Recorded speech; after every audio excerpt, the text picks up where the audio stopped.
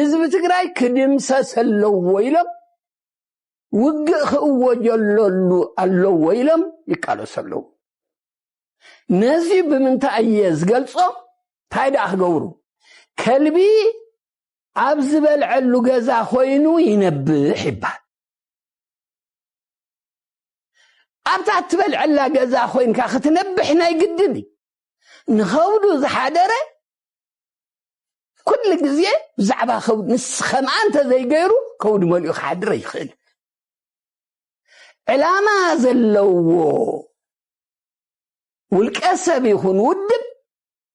أما غل حزب تግራይ مس حزب تግራይ ኮይኑ እዩ ዝቃለስ ማነው አስተዳደሩ እንረከባለን በሉ አላቸው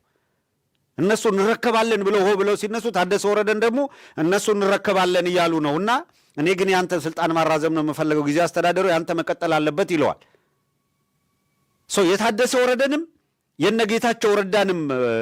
ኃይል አብይ አህመድ በግራና በቀኝ ይዞ ሲሳለቅባቸው ያመሻል አሁን አብይ እንደዚህ አይነት ሶፊስቲኬትድ ፖለቲከኛ ሆኖ ነው እንደሚቀልድብህ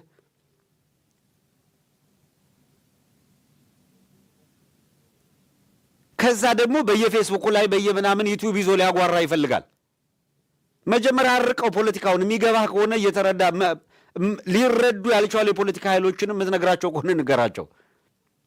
ካብ ነዊሕ ታሪኾም እዩ ዝጅምር ኣብ ትግራይ ሓደ ሓያል መራሒ እንተ ጠፊእዎም ቀልጢፎም እዮም ዝበታቶን ወይ ኮላፕስ ዝኾኑ ሓደሓዶም ድማ ዝባልዑን ድሕሪ ሃፀይ ዮሃንስ ኣብ መተማ እንድሕርዳ ከም ኣብነት ወሲድና ንሱ ንጉስ ዮሃንስ ምስተቐትለ ሚኒሊክ እዩ ኣብ ስልጣን ዝመፀ ሚኒሊክ ድማ ሓደ ካብቶም ዮሃንስ ኣብቲ ናይ ውግእ ነምስ ማሓዲ ኣብ ትገብረሉ ዝነበረ ኮነ ኢሉ ዝኸድዖን ዝጠለሞን ሰራዊት ከይሰድድ ዝሓንገደን ሰብ እዩ ነይሩ እዚ ድማ ኣብ ውግእ መተማ ንኸይሕግዝ ዝኸድዖን ጠላም እኳ እንተነበረ በዓል ራእሲ ኣሉላን ራእስ ሓጎስን ግና ናይ ስልጣን ቁርቆስ ብምግባር ንሓድሕዶም መን 4 ኪሎ ወይ ኣብቲ ግዜቲ እንጦጦ ቤተ መንግስቲ መን ተቆጻጸረ ወይ በቲ ናይ ሽዑ ትረኻ ንሸዋ ዘሎ ንግስ መን ተላኣኸ መን ከደመ ኣብ ውድድር እዮም ኣትዮም እዚ ድማ ከም ተላኣኽቲ ማለት ንምዃን ክኸውን ክሳዕ ንሓድሕዶም ተዋጊኦም እዮም ካብ ሽዑ ንኔው ድማ ናይ ራእስ ኣሉላን ራእስ ሓጎስን ሲንድሮም እናበሉ ይገልጽዎ ኤሊታት ተጋሩ በዚውን ኣይኣኸለን ኣብ ግዜ መለሱን እንተኾነ ንመለስ ብተመሳሳሊ ናይ መን ዓብለለ ንምትፍናንን ተሻሚሞም ኣብ 2018 ድማ እዚ ከዳዕ ጠላም ሸቃጢ ሳሞራ ምስ ኣቢ ወጊኑ ንገዛእ ህዝቡን ውድቡን ክኸድዕ ብሕቡእ ንኣቢ ከማኽርን ኣንጻር ትግራይ ኣማኻር ውግእ ኮይኑ ክሰርሕን ተራእዩ معز تراي دحرس بريتوريا ونتقونا خالق كدع جنرال سامورا جيتاچو ردان بسور مسابي مخيرم ابتي ناي سيشيلس يكون ابتي ناي بريتوريا اب ناي نايروبن زكايدو نورو ركبات مسمنجس إثيوبيا بوزح غزي كقالعص تم دما كم نويح وانا تحزم سينجل هاندد لي بعلو كم زفرسو امباسادر فسا اسغدوم بقدامه قالع وي كم نويح وان زي جنرال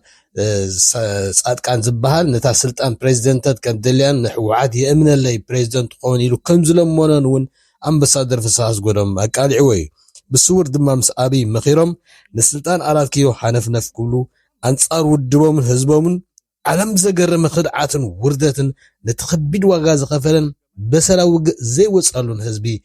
تقراي كدي عمو تسليفهم كم زلو نعزباننا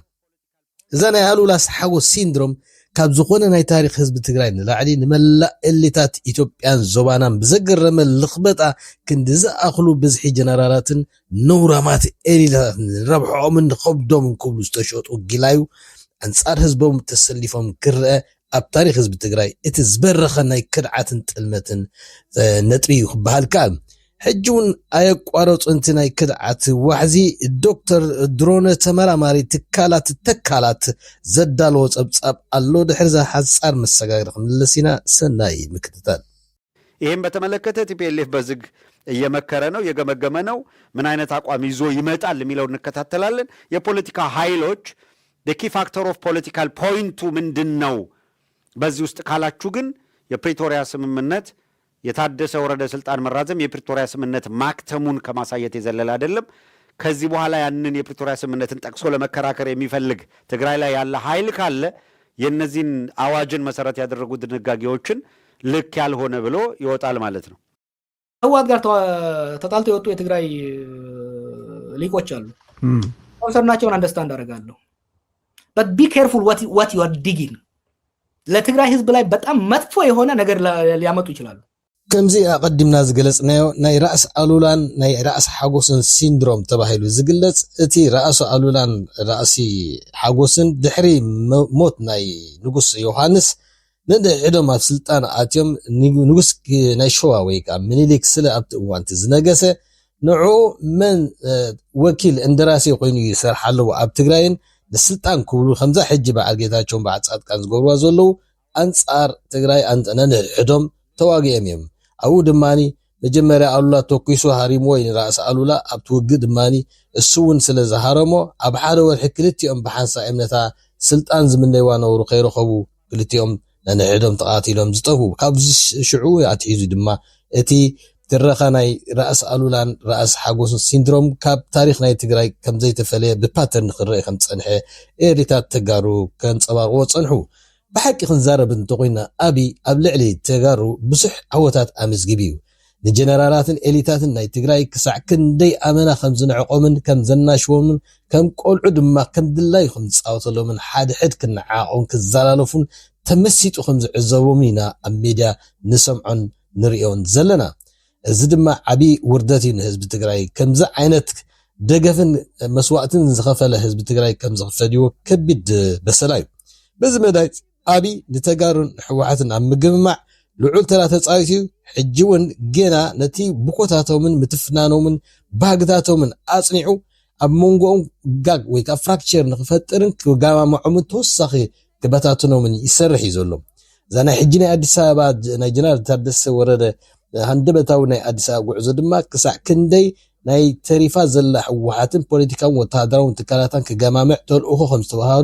ከም ዝተዋህቦ ኩሉ ዝዕዘቦ ወይ ዝግምቶ ነገር እዩ። ሕወሓት ኣብ ኣኼባ ተፀሚዱ ዘሎ እዚ ሓደጋ ዝመፆ ዘሎ ኣንቢቦም ህፁፅን ተሪር ስጉምትን እንተዘይወሲዶም አቢ ንታደሰን ዓለም ገብረ ገዋድን ገይሩ ከዕንዎምን ነቲ ሰንሰለታዊ ወዳበታት ናይ ህዝቢ ይኹን ናይ ሰራዊት ከፈራርሰሎምን ፍራክቸር ክፈጥርን ከም ዝኽእል ንህዝብን ውድብን ከፍርስ ከም ዝኽእል እዩ ዝግመት። ናይ ጀነራል ታደሰ ወረደ ስልጣን ንዓመት ምንዋሕ ማለት ድማ ብወግዒ ውዕል ፕሪቶሪያ ምፍራስ ማለት እያ። ምክንያቱ እታ ውዕል ፕሪቶሪያ ኣብ መንጎ ሕወሓትን ኣብ መንጎ አቢን እያ ነይራ። እዚ ኣብዛ እዋን እዚኣ ድማኒ ነቲ ታደሰ ወረደ ኣብ ስልጣን ፕሬዚደንት ዘምፅኦ ብምርጫ ናይ ሕወሓት እዩ። ወግዒ ከዓ ኣለዎ መን ብኸመይ ኣጋግ ከም ዘምፀሎም እዚኣ ናይ ሕጂ ዝገይርዋ ዘሎ ምንዋሕ ግና አቢ ኣሕመድ ብናቱ ሕገ መንግስቲ ናተይ ወኪል መንግስቲ ኻ ኢሉ እንድሕር ዳ ሸይምዎ ኮይኑ እዚኣ ብወግዒ ናይ ውዕል ፕሪቶሪያ ከም ምፍራስያ ትሕሰብ ብዙሓት ኤሊታት ኢትዮጵያ ከም እዮም ዝብለሉ። ነዚኣ መሰረት ገይሩ ድማ እቲ ወተሃደራዊ ትካል ናይ ትግራይ ወይ TDF ከምኡ እውን ሕወሓት ዕልዋ ገይሮም ስልጣን ክቋፀሩ ወይ ከዓ ንሕወሓት ኣድሒኖም ዝእሰሩ ኣሲሮም ዝውገን ኣወጊኖም ዓብይ ስጉምቲ እንተዘይወሲዶም ዓብይ ክፃወተሎም ከም ዝኽእል ዝግመት ነገር እዩ። ኣብ ዝሓለፈ ከዓ ምግምማዕ ናይ ትግራይ ይኹን ነቲ ህዝቢ ፀቕጢ ፈጢርካ ካብቲ ህዝቢ ካብቲ ሃገሩ ከም ዝባታትን መንእሰይን ሰራዊትን ከም ዝወፅእ ኣብ ምግባር ዓብ ስራሕ ክሰርሕ ፀኒሑ እዩ። ከምቲ ንሰምዖ ዘለና ድማ አቢ ምስ በዓል ጌታቸው ኮይኑ ንዓለም ገብረ ዋህድን ወይ ከዓ ንተንኮላት ተጠቂሙ ማለት እዩ ንታደሰ ወረደ ብጉዳይ ፅምዶ ምስ ኤርትራውያን ካልእን ከም ዘዋረድዎን ማለት ብመገዲ ናይ ጌታቸው ገይሩ እስኻ ሸርዳዕዳዕ ትብላለኻ ምስ ሻዕብያ ኣብቲ ፅምዶ ኢዳ ኣለካ ኢሎም በዓል ጌታቸው ኣብ ቅድሚ አቢ ከም ዝልፎ ገይሩ እዩ። ሕጂ ድማ ዓበይቲ ተልእኾታትን ስርሕታትን ተዋሂቦ ንትግራይ ተፋኒ ዘሎ ዝበሃል ዘሎ ሕወሓት ብዝኾነ ይኹን ተኣምር ነቲ ውሳኔ ክቕበሉ እዮም ኢልካ ዘይሕስብ እዩ። እንተኾነ እተን ስልያዊ ንጥፈታት ዘሳልጣ ኤምባሲታት ናይ ምዕራብን ናይ ምብራቕን ብተደጋጋሚ ኣብ ልዕሊ መራሕቲ ሕወሓት ፀቕጥን ድፍኢትን ከም ዝገብሩሎምን ብዙሕ ፀቕጥታት ከም ዝገብሩሎም ባዕሉ ደብረ እውን ገሊፆን ኣቃሊዕዎን ነይሩ እዩ። ነቲ ውግእ ዝህንደት ዘሎን ዝፍክረልና ገዲፎም ተሰልቢጦም ንዓና ጉደፉ ንውግእ ኣይተሃንደዱ ክብሉ እዩ ብኣይሮኒክ ወይ ብግርምቢጥ ክመኽሩና ድዕዘቦም ክብል እዩ ተሰሚዑ ደብረፅዮን። ታደሰ ወረደ ግና ሓደ ዘይውስን መታለሊ ተበላፅን ተንኮለኛን ሽርሐኛን እቲ ቃላቱ ንኽትርጉሞን ንኽትርድኦን ንኽትንትኖን ኣብ መቃ ኢኪቮካየት ዝገብር ኮይኑ ኦል ፖይንት ኢንተርፕሪቴሽን ዝኾነ ዘረባ ወይ ዳብል ቶክ ተባሂሉ ዝግለጽ ናይ ፖለቲከኛ ዘረባ ከም ዛረብ እዮም ዝገልጽዎ ትግራይ ካብ ቁጽጽር ወጻኢ ምዃና ግን እቲ ንዕዘቦ ዘለና ሓቂ ኣብ ባይታ ዘሎ እዩ ንሱታ ስልጣን ጥራይ ትወሃቦ እምበር እቲ ካልእ ብዙሕ ዘገድሶ ከም ዘይኮነውን ዘገድሶ ይኮነን ከምዚ ሕጂ ንሪኦ ዘለና ክንዝኣክል መካይን ካብ ኤርትራ ብኣውቶቡሳት ዝኾነ መዓት ከም ዝተገልጸት ሓቂ ተቆይና 400 ገለን ኩንታላት እኽልን ዝብላዕ ድስተን ሒስካ ህዝቢ ብዘይ ፍቃድ ናይቲ ዘማሓደሩ ናይ ተኸሳይ ኣቲ ማለት ኮ ክሳዕ ክንደይ ኖሚናል ፓወር ከም ዘሎ ታደሰ ወረደ እዩ ዘንጸባርቕ ምክንያቱ ክንዝኣክል ህዝቢ ኣብ ወረዳታትን ቀበሌታትን ናይቲ እሱ ዘማሓደሩ ታደሰ ወረደ ኣትዩ ተዘናጊዑ ድላይ ገይሩ ንኤርትራ ክምለስ ከሎ እዚ ንኣብይ ደስ ከም ዘይብሎን ከም ዘይቕስኖም ፍሉጥ እዩ ግን ዝገብርዎ የብሎም ምክንያቱ ኣብ ባይታ ዘሎ ወተሃደራውን ጸጥታውን